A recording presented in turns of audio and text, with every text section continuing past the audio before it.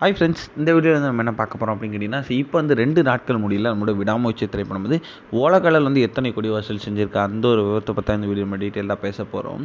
So Tamil சினிமாவில் முன்னணி ஹீரோவாக இருக்கிறது தான் நம்மளோட தல அஜித். ஸோ இப்போ வந்து அவரோட நடிப்பில் லேட்டஸ்ட்டாக 2 நாளுக்கு முன்னாடி ரிலீஸ் ஆன திரைப்படம் தான் விடாமுயற்சி. ஸோ இந்த திரைப்படம் வந்து நம்மளோட மகிழ் திருமணி இயக்கத்தில் லைக்கா நிறுவனத்தோட தயாரிப்பில் இந்த திரைப்படம் உருவாகி இருந்துச்சு.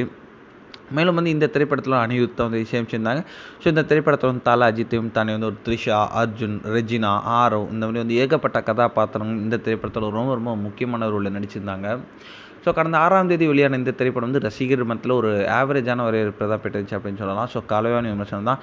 சில பேர் வந்து நல்லா இருக்குன்னு சொன்னாலும் சில பேர் வந்து இந்த திரைப்படத்தை நல்லா இல்லை அப்படி தான் சொல்லிட்டு இருக்காங்க.